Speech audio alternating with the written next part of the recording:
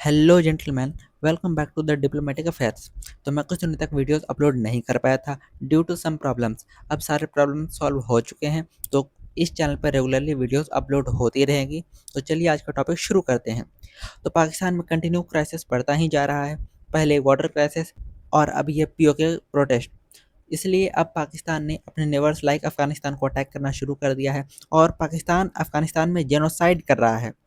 मैं आपको इस पूरे इंसिडेंट को डिटेल में समझाता हूँ। जैसे ही इंडस वाटर ट्रीटी को इंडिया ने सस्पेंड किया था, तो इसके तुरंत बाद पाकिस्तान ने प्रोटेस्ट करना शुरू कर दिया और ये बोलना शुरू कर दिया कि ये तो एक्ट ऑफ वॉर है। पाकिस्तान ने इंडस वाटर ट्रीटी के सस्पेंशन को इंटरनेशनल बॉडीज के पास भी ले गया, लेकिन इंडिया ने अपना स्टांस चेंज नहीं किया।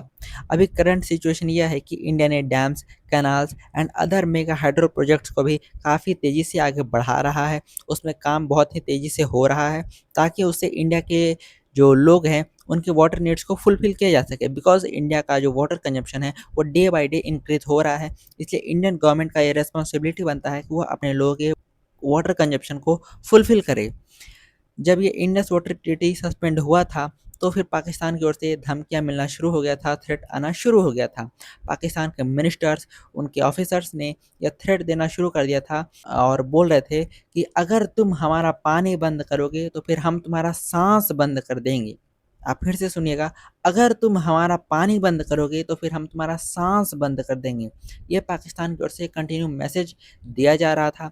इवन पाकिस्तानी टेररिस्ट ने भी ये थ्रेट इंडिया को पब्लिकली दिया था कि अगर तुम हमारा पानी बंद करोगे तो फिर हम तुम्हारा सांस बंद कर देंगे। आप सोच सकते हैं, एक टेररिस्ट पब्लिकली स्पीच में यह बोल रहा है। तो पाकिस्तान में टेररिस्ट को कितना ज़्यादा संरक्षण मिलता है, ये इसी बात से पता चलता है। हालांकि हमारे कुछ अननोन गनमैन भी हैं जो कि पाकिस्तान में मेटल्स का सप्लाई करते हैं। वो किसी को मारते नहीं हैं, वो बस मेटल का सप्लाई करते हैं। वो बस टेररिस्ट पर नज़र रखते हैं। जैसे ही कोई भी टेररिस्ट बिल से बाहर निकलता है, तो फिर वो अननोन गनमैन उस टेररिस्ट के पास जाकर उनको कुछ गरम गरम और सुंदर सी गोलियां उनको डोनेट कर देते हैं और उनको इस तरीके से डोनेट करते हैं कि उसके बाद वो टेररिस्ट हमेशा के लिए शयन की निद्रा में चला जाता है, वो वापस कभी नहीं उठता है। और बीएलए, बलोच लिबरेशन आर्मी और टीटीपी ने भी पाकिस्तानी आर्मी की नाक में दम कर रखा है।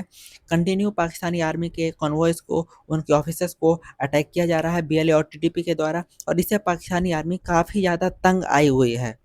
और पाकिस्तानी आर्मी हमेशा यह इल्ज़ाम लगा देती है, ये जो बीएलए और टीटीपी है इसको इंडिया के द्वारा फंड किया जाता है, जबकि ऐसा कोई भी बात नहीं है। इवन कुछ ही दिनों पहले कराची में रेंजर्स के ऑफिस पर भी अटैक हुआ था। इस अटैक की जिम्मेवारी एक मिलिटेंट ग्रुप जमात उल अहरार ने ली थी, जो कि टीटीपी का ही एक फैक्शन है। लेकिन पाकिस्तान ने कहा था कि ये जो कराची में जो अटैक हुआ है रेंजर्स के ऑफिस पर, ये भी इंडिया के द्वारा करवाया जा रहा है। हालांकि इंडिया ने भी इसका काफ़ी अच्छा रिप्लाई दिया था। लेकिन आप देख सकते हैं ना कि पाकिस्तान में कुछ भी होता है तो वो इंडिया करवाता है। इनके यहाँ डैम्स नहीं बनाया, इंडिया करवा दिया। इनके यहाँ पावर ग्रिड में कुछ खराबी आ गई, इंडिया ने करवा दिया। कुछ भी गलत हुआ, वो इंडिया ने करवा दिया। यार मतलब इंडिया इतना ज़्यादा आगे निकल गया है कि इंडिया आपके यहाँ जा कर के कभी पावर ग्रिड पे कुछ कर देता है, कभी डैम्स में कुछ करवा देता है, और फिर आप लोग खुद ही बोलते हो कि नहीं, इंडिया तो हमसे बहुत ही ज़्यादा पीछे है। तो फिर ये कैसी मतलब हिपोक्रेसी है। तो पाकिस्तान के हालात अब आप समझ पा रहे होंगे। मैं आपको एक और डाटा बताता हूँ, जिससे आपको पाकिस्तान का जो वाटर क्राइसिस है ये पूरी तरीके से समझ में आ जाएगा। पाकिस्तान का one of the largest water reservoir है the Tarbela dam. The Tarbela dam अपना 48% वाटर स्टोरेज कैपेबिलिटी खो चुका है, लूज कर चुका है। क्यों? तो फिर ड्यू टू सेवियर सेडिमेंटेशन। मतलब आप देखेंगे कि जब भी कोई डैम बनता है तो उसमें ऊपर तो पानी होता है, लेकिन नीचे तो मिट्टी और जो उनके कंकड़ पत्थर जो होते हैं वो तो बैठते हैं ना, उनको क्लीन किया जाता है, उनको उसी को सेडिमेंट बोला जाता है, गाद, उसको हटाया जाता है। लेकिन पाकिस्तान में तो आपको जनरलों के हाल पता ही है। इनके यहाँ तो करप्शन इतने होते हैं कि पूछो ही मत।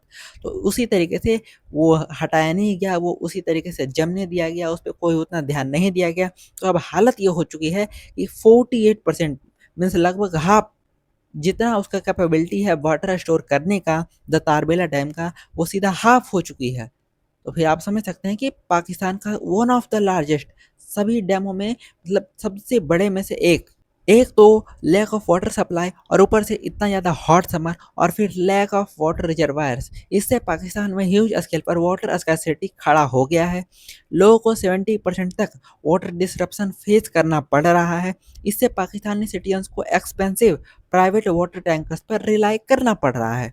वहीं वाटर स्कैर्सिटी का प्रभाव पाकिस्तान में एग्रीकल्चर पर भी पड़ेगा, जिससे पाकिस्तान का नेशनल फूड सिक्योरिटी पर एक बहुत बड़ा सा क्वेश्चन खड़ा हो जाएगा। इन्हीं सभी चीज़ों से लोगों का ध्यान हटाने के लिए, लोगों का ध्यान भटकाने के लिए पाकिस्तानी आर्मी या फिर सो कॉल्ड पाकिस्तानी गवर्नमेंट ने अफगानिस्तान में जेनोसाइड करना शुरू कर दिया। इन लोगों ने सबसे पहले बहुत सारे अफगानी लोगों को पाकिस्तान से भगाना शुरू कर दिया। आप लोग बोलेंगे कि पाकिस्तान से अफ़गानी लोगों को क्यों भगा रहे हैं? तो देखिए, जब तालिबान का शासन आया था अफ़गानिस्तान में, तो फिर अफ़गानिस्तान से बहुत सारे अफ़गानी लोग, लाखों में अफ़गानी लोग अफ़गानिस्तान को छोड़कर पाकिस्तान चले आए थे। तो अब उन्हीं सभी लाखों लोगों को पाकिस्तान यहाँ से भगा रहा है कि नहीं, अब तुम सब अफ़गानी लोग वापस अफ़गानिस्तान जाओ। और रीजन बहुत ही ज़्यादा बचकाना दे रहा है। पाकिस्तान का कहना है कि ये जो लोग अफ़गानिस्तान से पाकिस्तान में आए हैं, ये लोग यहाँ पे क्राइम फैलाते हैं, इससे यहाँ पे क्राइम बढ़ता है। मतलब जो लोग तालिबान की हुकूमत से डर कर पाकिस्तान आए थे, वो लोग क्राइम फैला रहे हैं। मतलब क्या यार, ये तो बच्चा वाला लॉजिक है।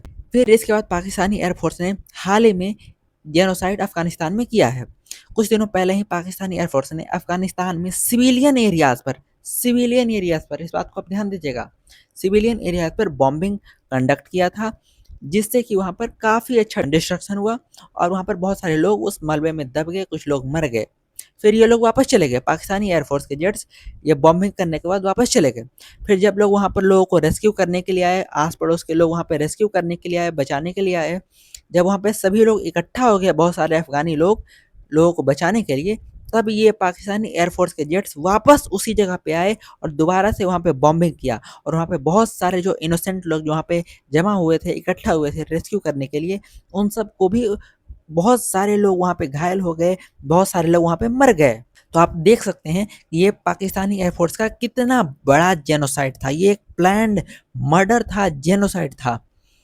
मतलब जो लोग रिलीफ देने के लिए आए हैं, जो लोगों को बचाने का प्रयास कर रहे थे, उनको भी पाकिस्तानी एयरफोर्स ने अपने बॉम्बिंग में मार दिया। वो भी वापस आए।